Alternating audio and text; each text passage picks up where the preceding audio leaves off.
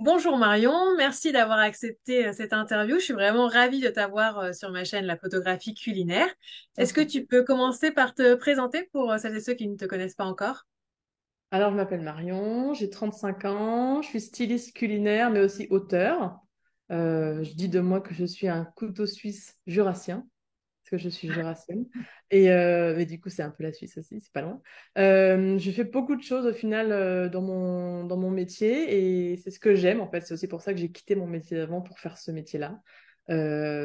Pour casser la routine, casser les habitudes, casser tout ça. Je trouve que c'est vraiment un métier super captivant et motivant. Et voilà. Super, donc du coup c'est une reconversion. Comment t'en es arrivé là? C'est pas vraiment une reconversion au sens où je pense que j'ai toujours été vouée à aller dans cette voie. J'ai toujours, aussi longtemps que enfin, aussi loin que je m'en souvienne, j'ai toujours bien mangé et aussi bien bu dès que j'avais l'âge. J'ai été entourée par des bons vivants, j'ai toujours aimé faire la cuisine, la nourriture, enfin, j'ai toujours aimé ça. Ma mère est jurassienne, mon père est lyonnais.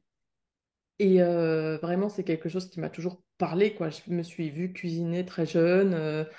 Même en étant ado, il est hors de question que je m'achète des trucs dans des boulangeries, ou alors de façon très occasionnelle. Je me suis toujours cuisiné mes petits trucs. J'ai toujours commencé à faire à manger à ma famille, mes parents. Enfin, pour moi, c'était toujours très. C'était un cérémonial que j'aimais beaucoup. Donc, en fait, au fur et à mesure de mes études, ben, j'ai un peu erré.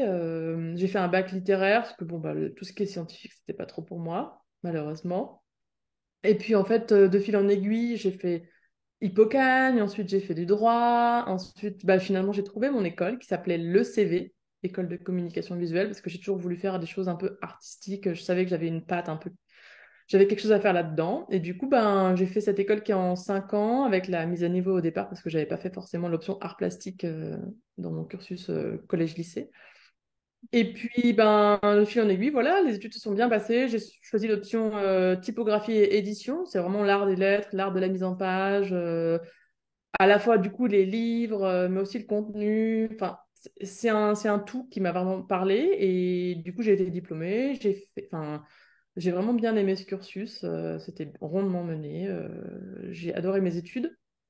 Et après, quand il s'est posé la question à la sortie de l'école de est-ce que je fais du freelance ou est-ce que je cherche du travail quelque part, j'ai commencé un peu en freelance. Après, j'ai trouvé du boulot. J'ai d'abord été directrice artistique chez des architectes, dans une grosse boîte d'architectes, pendant 2 ans à peu près. Donc, je me suis occupée de toute leur charte graphique, leur dossier de concours, ce genre de choses. Mais c'était des projets vraiment sympas. Et après, finalement, j'ai quand même rebifurqué sur quelque chose enfin, un milieu un peu plus classique où je suis dans une boîte vraiment de design global qui s'appelle Curious. J'y suis restée presque 6 ans et demi. Et au bout d'un moment, j'en avais un petit peu marre d'être pas forcément dans un management qui me correspondait. Enfin, on avait des super équipes. Vraiment, je suis plutôt restée pour mes collègues que pour le boulot.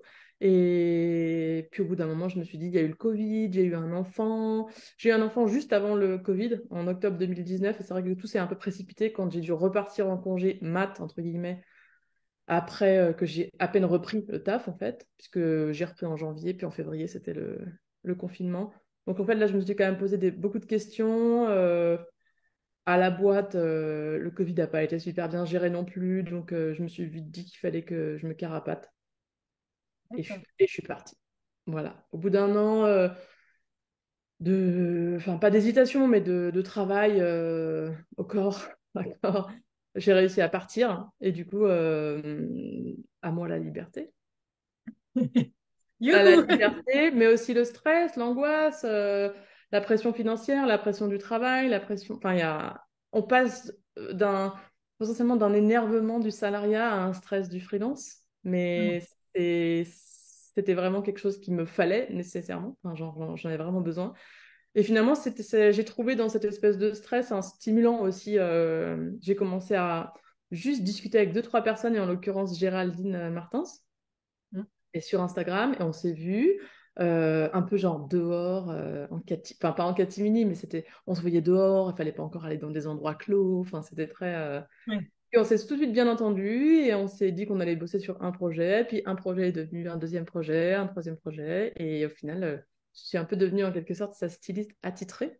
Et c'est vraiment, enfin voilà, ça a fait l'effet boule de neige. Je suis partie de mon taf et puis voilà, ça, les planètes se sont relativement alignées. Donc après, là, ça va faire 3 ans que je suis partie et j'ai quand même sorti 3 livres de cuisine. Et j'ai bossé sur plein de projets variés avec toutes les échelles de clients différents, toutes les échelles de budget aussi. Donc on peut dire que ça marche. Super. Oui, donc pour ceux et celles qui n'ont pas encore vu la vidéo, j'ai interviewé Géraldine Martins aussi sur la chaîne. Vous pouvez retrouver son interview, qui elle est photographe culinaire et qui travaille du coup en binôme avec Marion.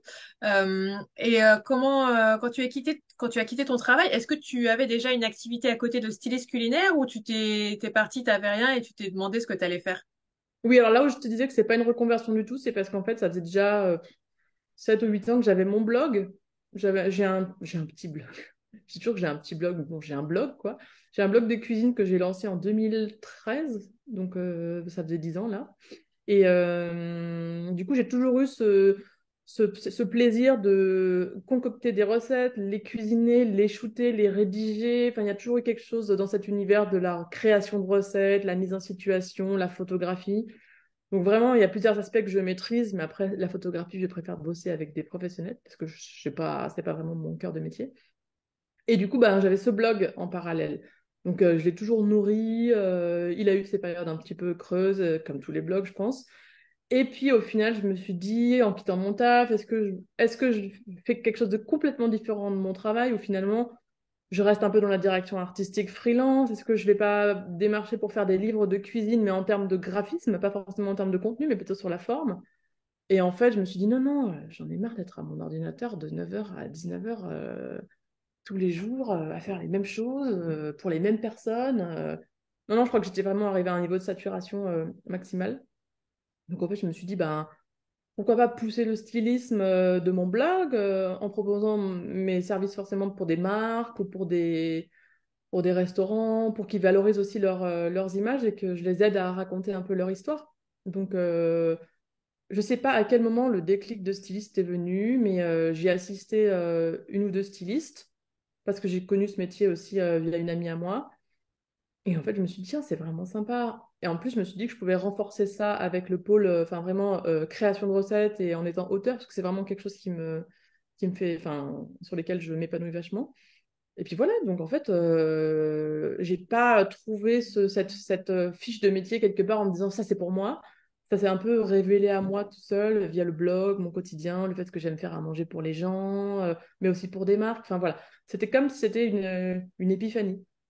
Hmm, Voilà, d'accord. faire à Tu manger faisais, et surtout rendre les choses belles, rendre les choses bonnes, qui sont déjà bonnes, belles, hmm. pour les valoriser, quoi. Qu'elles sont ensuite, après, qu'elles passent par l'objectif de gens qui sont talentueux. J'ai bossé avec Géraldine, je bossé avec d'autres photographes, mais c'est toujours incroyable de voir comment ton travail il est interprété, sublimé, valorisé. Donc je pense que c'est vraiment le fait d'avoir des binômes qui fait la force. C'est pour ça que je fais pas de photos, moi. C'est super intéressant parce que c'est vrai que souvent j'échange avec des personnes qui sont à la fois stylistes et photographes. Et en fait, cette relation styliste-photographe, d'avoir deux personnes qui travaillent ensemble, c'est très intéressant de pouvoir en discuter et de voir quelle est la force d'être à deux sur un même projet. Du coup, toi, comment ça se passe, cette relation, enfin ce binôme entre photographe et styliste? Quelles sont les tâches de chacun? Comment vous communiquez ensemble? Enfin, voilà, la relation styliste et photographe, comment tu la décrirais? J'ai pas la même relation avec tous les photographes, enfin, j'ai pas le même process de travail avec tous les photographes avec qui je bosse. Il y en a qui sont très impliqués dans le stylisme aussi, qui ont des très bonnes suggestions en termes de compos, d'angles, etc. Et qui du coup, comment dire, me relayent vachement. Si moi je suis beaucoup en cuisine, je peux donner mon assiette et savoir qu'elle est super bien valorisée après avec juste le bon angle, tout ça. Je pense notamment à Claire Payen avec qui j'ai fait cuisiner en camping-car et à sortir bientôt grillade et brochettes chez Solar. Donc on est très fortes et très complémentaires à ce niveau-là. Et il y a d'autres photographes qui sont plus, avec Géraldine, on est plus dans le mood board anticipatif. On va bien sélectionner la vaisselle, enfin, les tons, les couleurs, tout ça, on échange beaucoup avec le client parce qu'avec Géraldine, je bosse plus avec des marques et avec Claire, je bosse plus pour des maisons d'édition. Donc, c'est pas la même chose aussi en amont comme préparation du travail. Et puis, Géraldine, on fait moins de, comment dire, on fait moins de j'ai pas beaucoup à cuisiner parce qu'on sublime des produits déjà existants, genre des pâtisseries, on bosse pour des clients qui ont déjà leurs produits à eux, donc on est plus dans la Mhm. sublimation que dans la réalisation. Et Géraldine, elle a un superbe travail des lumières, elle a vraiment une patte, on bosse souvent en studio chez elle. Donc avec son studio, je connais bien les lumières maintenant, je connais bien son matos, et on se complète aussi beaucoup. On n'a pas beaucoup de besoin de se parler quand on est en shooting. Je vais prendre une vaisselle, je lui montre. On se parle pas forcément, mais genre elle me dit ça, ça. C'est assez fluide aussi. Donc on est plus sur une vraie dynamique. De toute façon, à chaque fois que je bosse avec un photographe, mais c'est pas les mêmes relations. C'est comme d'avoir différents amis, on a différents photographes. Oui, ouais. Ok. Donc ça va dépendre vraiment du photographe et de ses affinités avec le stylisme. Voilà. Et puis, Voilà. par exemple, aussi, je pense à un petit truc dans le métier des photographes. Il y en a qui bossent avec un pied et d'autres qui bossent vraiment en main libre. Enfin, j'appelle ça en main libre parce que j'appelle ça en main libre. Et quand je bosse avec Cyrielle, qui a le blog Parigot, Mm. donc c'est à Parigot, je sais qu'on shoot beaucoup avec un pied, donc ça permet aussi de poser des éléments, de shooter et de les déplacer jusqu'à trouver le bon setup. Donc il y a quelque chose aussi rassurant dans ce processus de travail. Donc en fait, à chaque photographe, son processus. Moi, je m'adapte, mais je trouve toujours les forces. Enfin, ça m'aide toujours. De toute façon, je trouve toujours les forces dans chaque processus. Ok, tu as parlé de pas mal de projets différents. C'est quoi les différents types de projets sur lesquels tu peux travailler et les typologies de clients? Alors, en ce moment, c'est majoritairement de l'édition. J'ai à peu près 3 livres en même temps. Mais je ne vais pas encore faire de teasing, j'en parlerai plus tard. J'ai juste dit que j'avais grillé à des brochettes, donc qui sort chez Solar en avril-mai. Et donc j'ai 2 autres livres. Mais sinon, je bosse aussi, par exemple, là je suis en train de regarder ma liste de clients. Quand je bosse avec Géraldine, on bosse souvent pour des marques, notamment Le Bon Marché ou enfin, aller Noé Rivoire le chocolat. On va bientôt travailler pour Cyril Lignac. On a bossé pour énormément de choses, pour du caviar, pour du chocolat, pour même des sites de courses en ligne. Enfin, on a vraiment une variété de clients différents. Et puis avec d'autres, donc comme Claire, Païen, je travaille plutôt dans l'édition. D'accord. Donc principalement soit les marques, soit l'édition, c'est ça? Oui, marque, édition, et parfois je viens en renfort avec Géraldine si elle va shooter un restaurant ou ce genre de choses, s'ils ont besoin de vaisselle, ou s'ils ont besoin de quelques conseils de composition, de dressage. Mais souvent, quand c'est les restaurants, vu qu'ils ont déjà leur dressage établi, Géraldine, elle bosse en solo. Je bosse pas toujours avec elle. D'accord. Ok, oui, parce que effectivement, pour les restaurants, généralement, ils utilisent la vaisselle qu'ils ont ou le chef aime Oui, bien voilà. peut-être. C'est vrai que des fois, ils savent pas s'il faut mettre un verre, s'il faut mettre 2 verres. Alors, Géraldine a quand même de très bonnes notions de stylisme. Donc, souvent, moi, je bosse toujours avec elle quand je bosse avec elle, mais elle ne bosse pas. Parfois, elle bosse en solo, quoi. Elle n'a pas besoin de moi. D'accord. Et par rapport à l'édition, tu disais, toi, tu as aussi sorti des livres avec tes propres recettes ou tu t'occupes Oui, juste du alors, style? mon tout premier livre, il s'appelle Fin. Il a été édité chez Mango. Et ça, c'est D'accord. vraiment mon livre de recettes. Il y avait un vrai besoin au sein de la maison d'édition d'un livre de recettes sur les recettes du quotidien. Et moi, via mon blog et via ce que je fais au quotidien, c'est que je twiste toujours un peu mes recettes pour pas s'ennuyer et faire toujours la même recette. Donc, le but, c'était vraiment de faire 80 recettes avec un twist un petit peu à chaque fois. Je te donne un exemple. On a un tiramisu, mais il y a des zestes d'orange. On a un Mhm. ossobuco, mais il y a une polenta aux agrumes. On a un guacamole, mais il n'est pas mixé, il est juste coupé. Donc, j'appelle ça un crunchy guacamole parce que il est en petits morceaux, c'est comme une salsa, tu vois. Donc ça, c'est Ouais. ceux qui me viennent en tête. Il y a plein de petits twists sur des recettes du quotidien. Comment twister une mayo, comment twister des œufs mayo, comment twister des vinaigrettes. Il y a un chapitre sur les vinaigrettes. Il y a un chapitre sur que faire avec une saucisse. Une saucisse, 10 recettes. Et c'est vraiment des choses que j'essaie d'inculquer aux gens qui me suivent, que finalement, il ne faut pas 30 000 ingrédients comme dans toutes les recettes des livres compliqués, genre, ou qui sont un peu décourageants, comme Ottolenghi, tout Mm. ça. Même avec 5 ingrédients, on peut faire une super pasta. Enfin, je suis vraiment là pour dire que si en plus on cuisine des produits de saison et simplement, c'est très bon. Il suffit de Mm. savoir les accorder pour pas s'ennuyer, toujours en faire butternut, oignon rouge, chou, saucisse. Il y a d'autres choses qui vont avec le Ouais, chou, il y a ouais. d'autres choses qui vont avec la butternut. Et voilà. Et ce livre, du coup, on t'a contacté pour le faire ou c'est toi qui as proposé un projet aux maisons d'édition? C'est bien une amie qui m'a mis en contact avec sa maison d'édition. D'accord. C'est le premier livre sur lequel tu as travaillé ou tu C'est avais le tout déjà premier livre travaillé? sur lequel j'ai travaillé et ça a été vraiment. À chaque fois que j'en parle, je dis que c'est un peu une gestation. Enfin, c'était Ouais. c'est très cathartique de faire ce livre parce que c'est très dur de se limiter entre guillemets à 80 recettes et que ce soit ses propres recettes et de se dire que bam, il va sortir dans la nature et que ben, il va être reçu de la façon dont il sera reçu. Pour l'instant, il marche bien. Et du coup, j'ai fait les recettes, je les ai cuisinées, j'ai fait le stylisme et j'ai aussi fait la mise en page du coup. Ah oui, d'accord. Voilà, parce que du coup, c'est quelque chose qui me tenait à cœur, c'était mon premier livre, donc je voulais vraiment pouvoir être fierté 100% de me dire que c'était... Et pour ce livre-là, j'ai bossé avec Virginie Garnier, et c'était un super partenariat de photos, un super binôme. Ok. Donc, il y a juste la photo, en fait, finalement, que tu n'as pas fait, sinon tu as quasiment Voilà, tout c'est fait ce que je aussi. dis à chaque fois. Alors vraiment, je fais la photo quand c'est pour mon blog ou quand c'est exceptionnel parce qu'il y a vraiment peu de budget et que c'est pour des petites, comment dire, une petite distribution ou juste les réseaux sociaux, mais c'est pas trop mon truc. Ouais, C'est trop ouais, c'est ça. technique pour moi. Moi, je veux Ouais, avoir ça, les mains dans le cambouis. c'est vraiment cuisiner et puis sublimer le Ouais, voilà, produit moi, le je veux avoir plus. les mains dedans. J'en fais un peu, et oui, et ce que je poste sur mon blog, parfois c'est pris à l'iPhone, parfois c'est pris avec mon appareil un peu plus qualitatif. Mais en fait, tout ce process, après, j'ai juste pas le temps, surtout en ce moment, de prendre des photos, les retoucher, enfin, les développer sur mon ordi. Déjà, faire un article, ça me prend énormément de temps. Mais alors, si en plus je devais faire les photos de façon pro, c'est pas possible. Ouais. D'ailleurs, je reviens sur les différents types de clients avec qui tu travailles. Il me semble que tu as travaillé aussi avec Cyrielle sur un e-book. Non, vous Oui, n'avez alors on pas a fait fait un on a e-book. fait des e-books, on en a fait deux pour l'instant, le printemps et Noël. Et ça, c'était un peu de l'auto-édition, entre guillemets, parce que c'est... donc, ouais, on a fait j'ai créé les recettes, je les ai cuisinées, on les a stylisées ben, ensemble.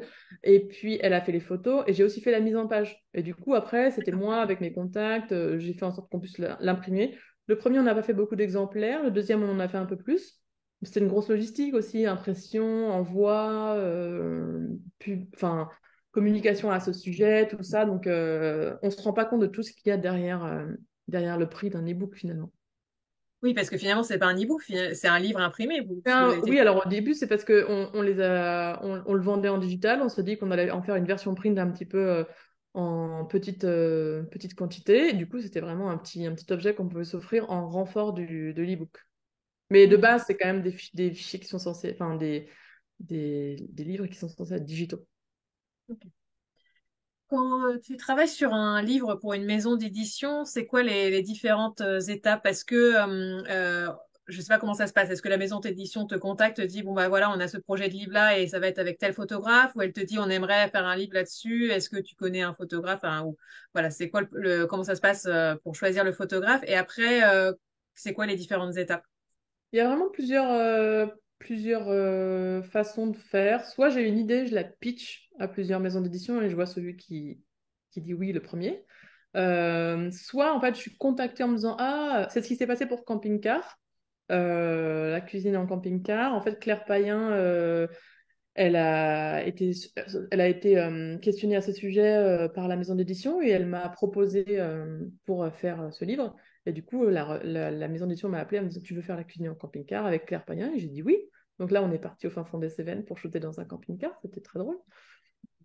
Donc il y a ça, mais il y a aussi l'idée que la maison d'édition va me dire, voilà, on a ces sujets en ce moment, il y en a un qui t'intéresse, je vais te dire oui sur un ou deux sujets, ils vont me dire, ah ben, t'as un photographe en tête, et je vais pitcher les photographes avec qui je pense que... Je pitch souvent les photographes à qui je sais que ça fera plaisir de travailler sur ce sujet-là. Et sinon, les photographies sont aussi disponibles, parce que souvent, quand c'est du last minute, ben, il faut aussi voir qui est disponible. Et les photographes aussi qui juste ont envie de travailler dans l'édition ou pas. Et quand j'ai pas de gens à proposer, la maison d'édition m'en propose, mais pour l'instant, c'est toujours moi qui ai soit pitché mon photographe avec qui je voulais bosser, soit le binôme était déjà établi. Donc voilà. Et après, du coup, il paraît que c'est très intense. de travailler sur un Très livre? intense. Ouais, comment ça se passe? En amont, vous définissez les recettes? Est-ce que parfois c'est toi qui fais les recettes et parfois il y a Alors, le... j'ai jamais travaillé pour l'instant sur un livre où je faisais pas les recettes. Je pense que du coup, je suis un peu cataloguée et à mon grand plaisir comme auteur styliste. Du coup, ça me rajoute un taf monumental. Mais du coup, pour l'instant, j'ai pas travaillé sur un livre dont j'étais pas auteur. Ok. Mais ça me ferait plaisir. Je l'ai dit à plusieurs maisons d'édition. Ce sera un challenge pour moi, à la fois peut-être d'écrire un livre, mais de pas faire le stylisme. Et à la fois, j'aimerais bien faire les recettes, enfin, faire le stylisme de recettes qui ne sont pas les miennes. Je trouve que c'est aussi une façon de se stimuler et de pas sortir, enfin, de sortir de sa routine aussi, de pas forcément Ouais, illustrer ton propre travail et de pas, enfin, et à l'inverse que j'écrive des recettes et que ce soit pas moi qui les fasse quoi. ouais. Ça doit être un peu frustrant là, dans le deuxième cas de se dire Non, ouais, non, je j'aurais pense peut-être pas pas fait parce comme que ça. si je donne le bâton entre guillemets à un styliste dont j'adore le travail par exemple, je serais hyper curieuse et intriguée et intéressée de voir comment sont un peu traduites mes recettes visuellement. Non, c'est vraiment un truc j'en ai parlé à plusieurs maisons d'édition qui m'ont fait ah bon et tout. J'ai dit ouais ouais. Bah, je pense que c'est encore un peu mes cicatrices du salariat où j'ai vraiment besoin de bosser et de façon différente, Mm. plein de fois avec plein de gens différents. Moi j'aime vraiment ça, hein, ça me stimule vraiment beaucoup quoi au quotidien. Au final, j'ai Ouais, quand même des binômes qui marchent bien et qui sont récurrents, mais j'ai pas qu'un binôme. Et je trouve que c'est fait vraiment la richesse des visuels qui sont produits dans mon équipe au quotidien, quoi. mm, mm. Pas du tout la même chose avec Géraldine, avec Claire, avec Virginie, avec Cyrielle. Là, j'ai 2 livres avec Claire Payen et un livre avec Cyrielle sur lequel on communiquera bientôt. Ok, cool. Ouais. Et du coup, c'est toi, quand une maison d'édition te contacte pour un livre, c'est toi qui crée les recettes, qui va chercher les recettes, ou on te dit, bon, bah voilà, on aimerait bien une recette de ça, ça, ça sur ce thème-là. Bah, j'ai le thème et en général, j'accepte le livre que si le thème me parle. Et en général, la machine se met toute seule en route. Et le problème, c'est que j'ai trop de recettes Ah oui. J'ai trop de recettes. Souvent, je fais des recettes qui sont pas forcément compliquées, mais plus complexes. C'est pas pareil, hein. Compliqué et complexe, c'est pas la même chose. Du coup, souvent, je suis obligée d'un peu simplifier, mais je pense que les petits twists que je mets sur mes recettes font un peu la différence aussi. Et que c'est ma force, quoi. Mm. Donc, je crée en général un sommaire à partir d'un thème. Après, avec la maison d'édition, on le re-range, on en modifie 2 ou 3, mais en général, ça passe toujours. Et puis voilà. Après, du J'ai coup, rebondi sur un truc parce qu'en fait, j'ai bel et bien bossé en tant que styliste sur un livre dont ce n'était pas mes recettes.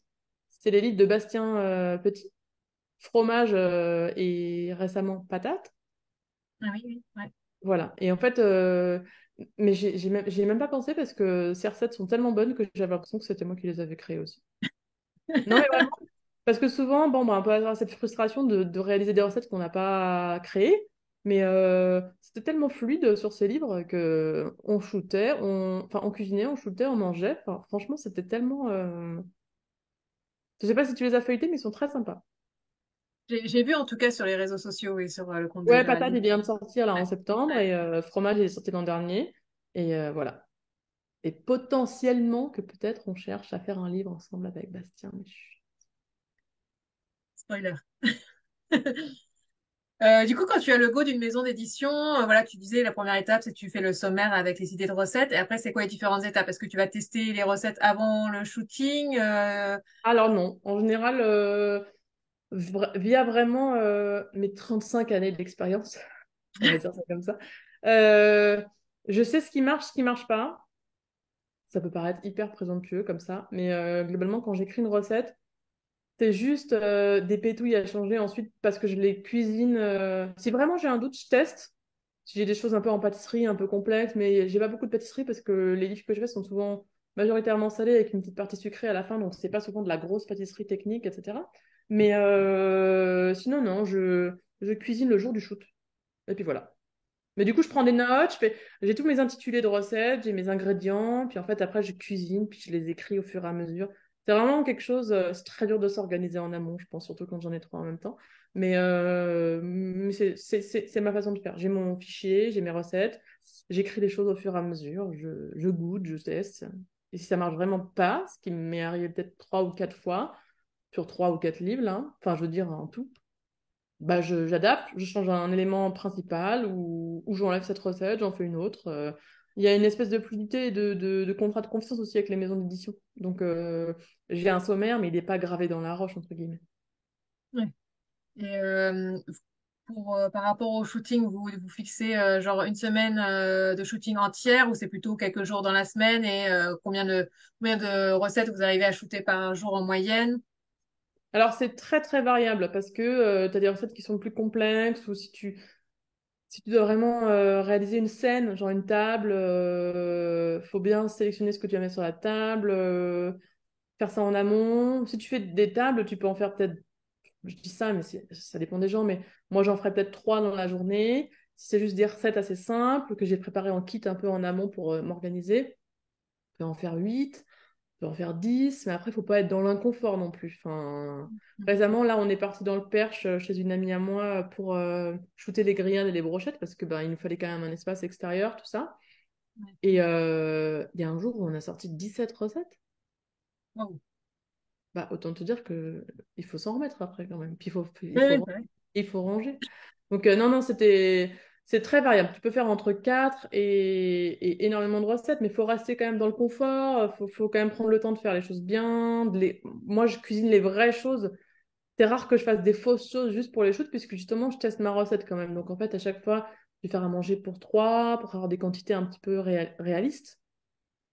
Et voilà. Je sais plus quel était le début de ta question, mais Combien de recettes en gros et comment oui, vous organisez? voilà. Est-ce que c'est Et plusieurs non, jours au niveau des d'affilée? jours, bah, ça dépend. C'est sûr que bosser que un jour isolé sur des livres où on a quand même beaucoup de recettes à sortir, c'est plus compliqué. Donc, quand on a grillé des brochettes, on essaie de faire 3 ou 4 jours. Et si on a besoin de shoot en retouche, on se fait un jour pour refaire 2, 3 recettes. Mais c'est plus facile de bosser sur des créneaux un peu de plusieurs jours. Après, bosser une semaine de suite, on peut plus après. Oui, oui, oui. Et Ok, puis, ça. faut pas oublier que c'est pas forcément le seul projet que j'ai. Donc après, si j'enchaîne avec un autre projet, il faut que j'ai un jour ou deux de préparation pour le projet d'après. Donc sur une recette, je vais avoir peut-être lundi, enfin sur une semaine, je vais avoir lundi, mardi, mercredi sur un shoot. Jeudi off parce que je suis en prépa pour un shoot vendredi. Parfois je bosse le samedi, parfois je bosse le dimanche. Récemment, je bosse Hmm. quand même samedi et dimanche. Donc voilà, c'est vraiment variable. Et si c'est un shoot isolé, juste pour une marque, juste pour des produits, souvent c'est une demi-journée avec Géraldine, une journée entière, ça dépend. Ok. Tu disais que tu faisais, enfin, tu shootais que des choses vraies la plupart du temps. C'est vrai que quand je parle du stylisme culinaire, les gens qui ne sont pas du métier ont en tête cette vidéo où on voit les pubs pour McDo ou autre, où c'est que des choses fausses, des choses non comestibles qui vont dégrader la nourriture et les gens pensent que c'est ça le stylisme culinaire. Est-ce que toi, tu as des astuces pour sublimer la nourriture sans la dégrader pour autant? Enfin voilà, est-ce que tu pourrais donner deux, trois astuces pour vraiment faire en sorte que le produit soit waouh sans le dégrader? C'est marrant que tu parles de ce documentaire parce que tout le monde me le sort quand les gens, genre la famille, tu vois. Ah, mais t'es styliste, mais tu fais des burgers avec je sais pas quoi, puis tu mets du cirage sur le steak et Ouais. tu mets. Et je suis là, genre, bah non. Et littéralement, je peux le dire que 98% de ce que je shoote est mangé ensuite.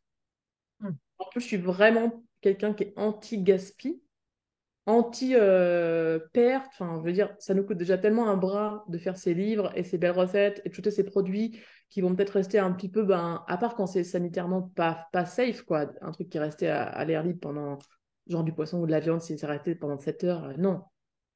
On s'entend bien sûr. Mais moi, je ne suis pas du tout dans le faux stylisme. Et comme je te disais, vu que j'ai pas forcément ni le budget via les maisons d'édition, ni le temps de tester toutes les recettes d'un livre, à part celles qui sont peut-être un petit peu plus complexes sur lesquelles je veux être sûre. Il y en a que je reteste 2 ou 3 fois pour des sauces, pour être sûre, pour pas qu'après je me prenne un peu aussi des remarques des gens, genre ah ça marche pas. Mais en fait, si ça Mm. marche, c'est juste que ça dépend de vos casseroles, ça dépend du four, ça dépend du matos. Donc il y a aussi plein de paramètres de flou, entre guillemets. Et moi, vraiment, en fait, si tu cuisines avec des bons produits et une bonne recette, je vois pas pourquoi ce serait pas beau. Mm. Mm. Tu vois ce que je veux Ouais. dire? Pas Ouais. besoin de mettre un. Alors oui, des fois, il faut que ça tienne, etc. Donc il y a un petit cure-dent à droite, à gauche, tu vois. Si tu veux faire tenir un truc dans un burger, mais qu'en fait, t'as un peu mis le burger en biais pour le photographier. Mais 95% du temps, ça marche tout seul. J'ai pas besoin de faire du faux. Enfin, je fais un peu du faux sur les quantités visuellement. Et là, je pense à Claire qui me dit toujours, ah, mets en moins, mets en moins. Alors que moi, je mets toujours 3 fois plus. Effectivement, quand je te donne une recette pour 4, mais que tu vois que dans une assiette, c'est pour un ou c'est une toute petite quantité, c'est parce que c'est une représentation, c'est pas une image concrète de ce qu'il y a sur la page d'à côté. Donc, il faut se projeter un petit peu, mais tout ce qui est shooté, c'est les vraies recettes. La seule chose que je fais, c'est que je vais laquer un peu avec de l'huile d'olive pour que ça brille, ou un peu de sauce soja pour que ce soit un peu plus gourmand, ou voilà. Mais en fait, c'est des choses qui sont déjà dans la recette, donc en fait, c'est pas de la triche, c'est vraiment juste valoriser le produit fini, quoi. Ah non, non, moi, le faux stylisme. Je bosse d'ailleurs pas beaucoup pour de la pub parce que j'aime pas trop la vibe. Ouais. Moi, j'ai exactement la même vision que toi. Je suis anti-gaspillage aussi et tout se mange après le shooting. Et du coup, dans ton kit de styliste, qu'est-ce que tu as avec toi, tes outils tes indispensables? Le kit de styliste, c'est un abonnement à la salle de sport. Non, alors mes indispensables, qu'est-ce que je dirais? En stylisme, parce que moi, finalement, je suis styliste, mais je cuisine aussi pas mal. Donc, finalement, ma boîte à outils, elle est surtout constituée d'éléments de cuisine. Euh, Ça se mélange un petit peu, je te dirais forcément une pince pour aller récupérer les éléments un peu qui sont tombés au mauvais endroit, mais ça pareil, je le fais pas trop, tu vois. Moi, je suis plutôt dans le côté un peu intuitif. Si je lance des herbes, je vais pas aller m'amuser à retourner la coriandre, enfin, tu vois, genre à un moment. Le point fort des livres de cuisine, c'est aussi de se dire que si tu vois un truc qui est pas forcément parfait, c'est parce que tu peux le faire aussi. Si tout est chiadé à la graine de sésame près, etc., enfin, tu t'en sors plus, quoi. Donc, pour moi, l'honnêteté aussi et l'authenticité des photos, ça passe par tu vois, un côté vraiment impulsif. Bon, bah, j'en ai mis un peu trop, alors j'en enlève, mais je suis pas à m'amuser. Voilà. Donc, j'ai quand même Mm. une pince pour les shoots plus spécifiques. Et qu'est-ce que j'aurais d'autre? J'ai le pinceau, l'huile d'olive. Et en termes de cuisine, c'est surtout genre la microplane, la râpe microplane et la mandoline. Voilà un peu mes ustensiles. Des moultes torchons, parce que j'ai toujours 8 torchons à entamer, parce que je passe mon temps à nettoyer des trucs, machin. Puis voilà, j'ai pas d'autres. Toi, quelles sont tes armes secrètes en comparaison? C'est un peu comme toi, j'ai le pinceau, la petite pince. J'ai aussi un spray, tu vois, pour mettre soit de Ouais, l'eau sur les fruits et légumes. Le coton-tige, parfois si on a besoin mm, d'enlever mm. quelque chose sur l'assiette.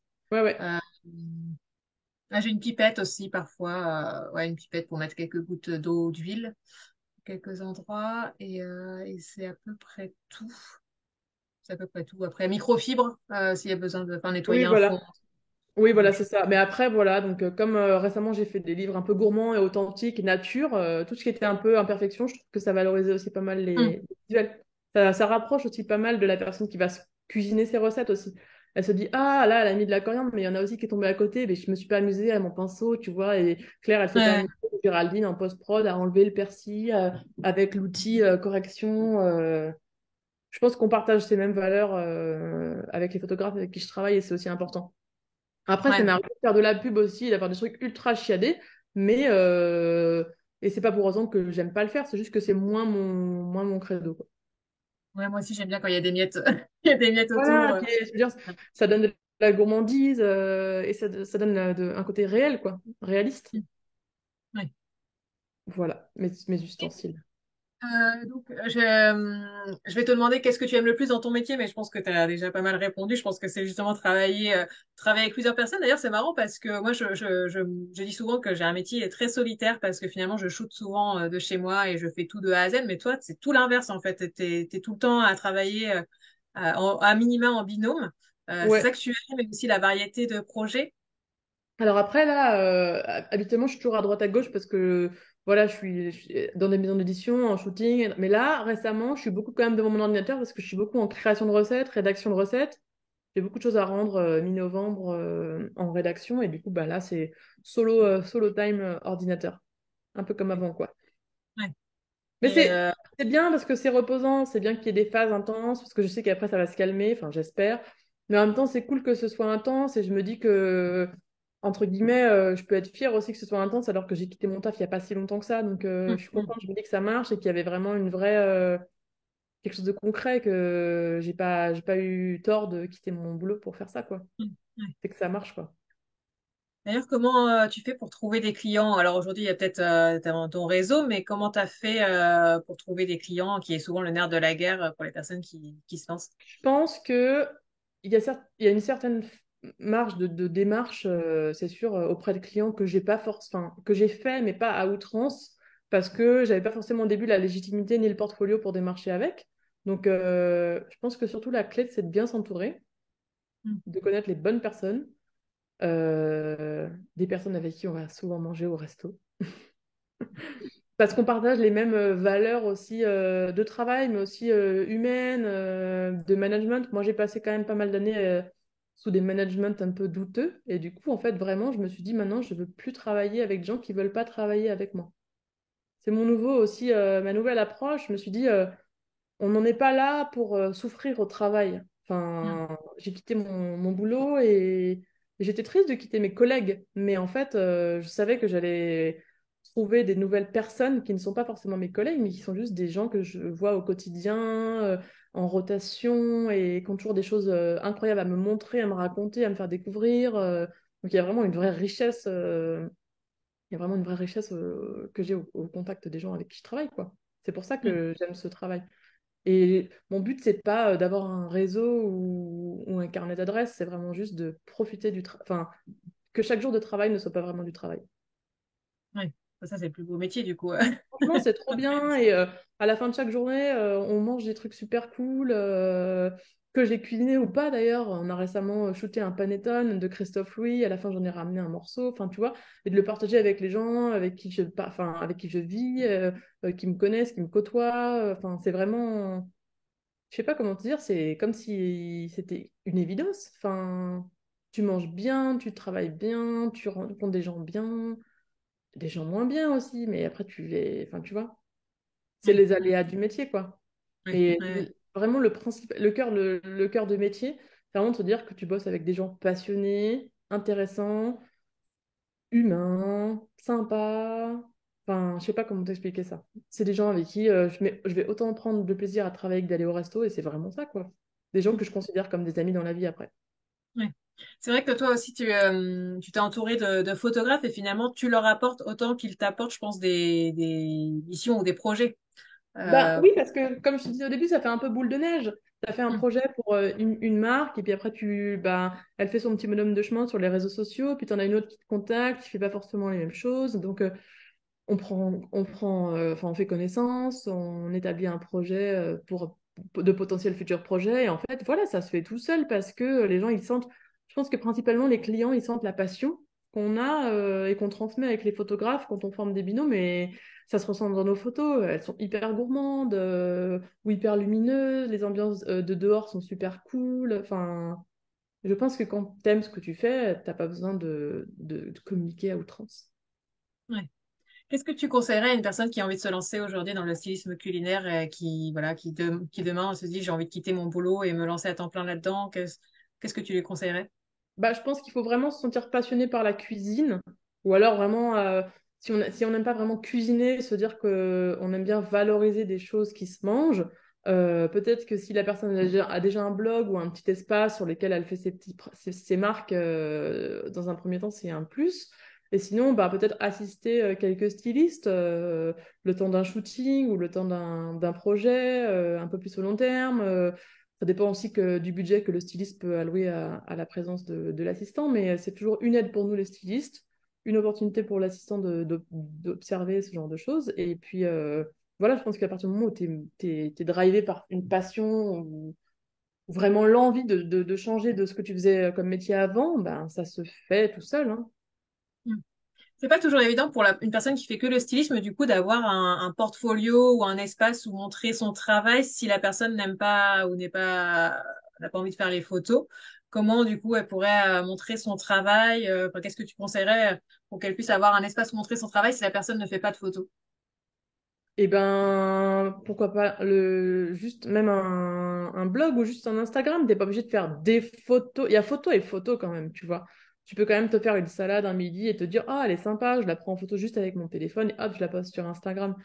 finalement, ça te fait un petit condensé de ce que tu as fait récemment, que ce soit en termes de fond ou de forme, que ce soit la recette ou la photo, l'aspect visuel, mais un Insta, un blog ou même juste un fichier avec toutes les recettes que tu as. Si tu n'as vraiment pas de photos, tu peux te faire un fichier Word avec des recettes que tu as fait récemment, en mettant en valeur les intitulés, les choses originales, et tu peux démarcher une maison d'édition avec une idée de bouquin, hein. Ils sont pas forcément réticents à ce genre de propositions, quoi. Après, je pense qu'il faut quand même un petit support visuel quand tu veux démarcher et commencer les choses. Mais tu peux démarcher juste pour assister, comprendre un peu comment ça marche, proposer à des photographes de faire quelques photos ensemble pour se tirer vers le haut aussi mutuellement, ça peut être sympa. Mm. Mm. Oui, ça peut être pas mal de faire un shooting pour que chacun puisse alimenter son portfolio, en fait, créer. Un de mes premiers shootings, il est sur mon blog et sur mon portfolio parce que c'est deux endroits quand même assez distincts. C'est un des shootings que j'ai fait avec Cyrielle au tout début sur les pâtes.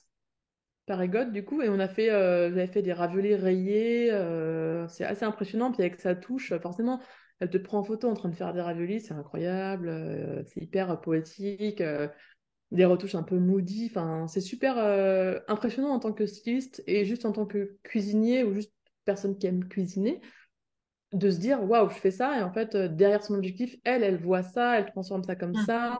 On avait fait 2 sessions sur les pâtes et vraiment je pense que c'est aussi un des starting points de mon portfolio, c'est qu'elles ont bien marché sur Instagram, elles marchent toujours, les gens ils me les sortent en référence quand ils regardent mon travail et ça c'était un boulot qu'on s'est fait juste pour le plaisir. Ouais, ouais, On ouais. s'était rencontrés pour un ou deux cafés avant, puis un jour on s'est dit, oh vas-y, on a qu'à faire quelques photos, ça va nourrir mon blog, t'as pas de clients, ça t'occupe un peu, puis voilà. En fait, si tu trouves un Mm. photographe qui a du temps à te dégager et que ça l'intéresse de faire ça, pourquoi pas? Ouais, c'est une Pas que ce super soit idée. récurrent, parce qu'il faut pas, faut bien que tout le monde s'y retrouve un petit peu financièrement, Mhm. mais au final, ces photos-là, elles nous ont montré qu'on travaillait bien ensemble, et puis finalement, on a fait les e-books, tu vois. Ça s'est Mhm. euh, ça s'est décanté assez naturellement, quoi. Et est-ce que tu aurais un projet à nous citer, je sais pas, le projet le plus fou sur lequel tu aies pu travailler ou le plus gros ou Le le plus plus impactant? fou, attends, faut que je regarde. J'ai tellement mon cerveau à 1000 à l'heure. Le plus fou que j'aurais fait récemment. Le Bah, plus, franchement, c'est quand même un peu camping-car, hein. ouais, tu Ouais, m'étonnes c'est quand cuisiner. même un Comment vous peu cuisiniez cuisiner. du coup? Comment? Comment vous cuisiniez vraiment dans vous cuisiniez vraiment dans le camping-car? Enfin, t'as préparé toutes tes recettes. Non, mais vraiment, c'est quelque chose. Faut imaginer moi, mes recettes, mes 2 valises avec une valise avec de la burrata, de la saucisse, du cheddar et une valise de vaisselle, qui descend pendant 5 heures en train dans les Cévennes, qui est retrouvé à la gare. Ensuite, on a genre 2 heures de voiture pour aller retrouver notre camping-car de 8,50 m de long. Et bon, avant, on avait fait étape dans la famille de Claire pour que je puisse préparer 2, 3 trucs et j'avais fait des recettes. J'ai appelé ça le shooting Ikea parce que j'ai fait des recettes en kit que j'avais à assembler un peu last minute, mais c'était une organisation de psychopathe. T'imagines les Ouais. boîtes labellisées avec des scotch, poivrons, faritas, poivrons, salade, pois chiches, salade, laver 2 fois, herbes pour cette salade. Et je t'avoue que c'est vrai que quand tu passes d'une cuisine chez moi où j'ai à peu près un grand îlot de 3 mètres à 30 centimètres de plan de travail dans un camping-car, bah ça te fait revoir ton organisation et ta Ouais. façon de cuisiner. Surtout que on avait déplacé le camping-car pour avoir un super setup au bord du lac, etc. Donc en fait, on avait aussi une réserve d'eau limitée. Donc Ouais. qui veut dire réserve d'eau limitée dit est-ce que je fais la vaisselle ou est-ce que je me douche? Non, c'était vraiment, je pense que c'est un des shootings. C'était pas, c'était pas compliqué, mais c'était complexe. Tu vois, c'est ce que je disais encore, il y a une notion entre compliqué et complexe. C'était une super organisation en amont pour que ce soit vraiment smooth le jour J, etc. Je pense qu'on a fait pas mal de visuels en quelques jours. On avait loué le camping-car 3 ou 4 jours. On avait quand même 80 recettes, donc on a fait aussi des recettes en studio après pour Hmm. justement alterner. Mais c'était vraiment un des projets de plus grande ampleur logistique pour moi à réaliser.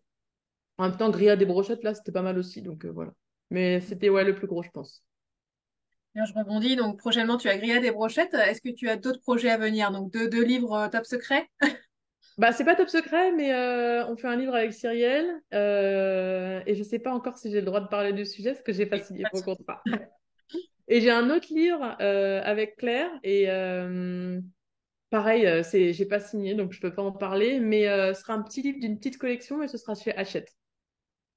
Donc peut-être Voilà. Non, à mais j'aime fond bien sur parce ta qu'en meuf. plus, à chaque maison d'édition, son univers, et je ne trouve pas la même chose à tout le monde. Et je trouve ça chouette aussi qu'ils aient leur propre domaine d'expertise, tu vois. Ils n'ont pas non Mm. plus la même façon de s'exprimer dans les maquettes, etc. Donc je sais qu'il y a des sujets qui marchent mieux chez un que chez l'autre. Donc après, à moi de rebondir comme ça. Ce que j'aimerais bien faire aussi, c'est faire plus de livres où il y a vraiment comme un reportage un peu dans un pays ou un endroit et on part vraiment au plus près de la culture X ou Y pour ensuite faire des recettes studio, mais qu'on ait vraiment une espèce de combinaison reportage et photo, studio. Mm. Donc c'est Intéressant. ça. Ok. Et du coup, où est-ce qu'on peut te retrouver si on a envie d'échanger avec toi ou de voir ton travail? Alors, on a mon Instagram, qui est le nom de mon blog. Alors, c'était aussi une grosse question, est-ce que je change, je mets mon nom, mais bon, finalement, ça fait des années qu'il est comme ça. Ça s'appelle The Flying Flower, la farine volante, entre guillemets. Et c'est aussi le nom de mon blog. Du coup, ben voilà, il y a le blog, il y a mon Instagram, et il y a mon portfolio en ligne qui s'appelle marionchibra.com. Il y a tous les liens dans la barre d'infos. Voilà. Merci beaucoup Marion pour cette interview. Je te De souhaite une rien. très belle journée. À bientôt. À Ciao. bientôt, Mélanie. Salut.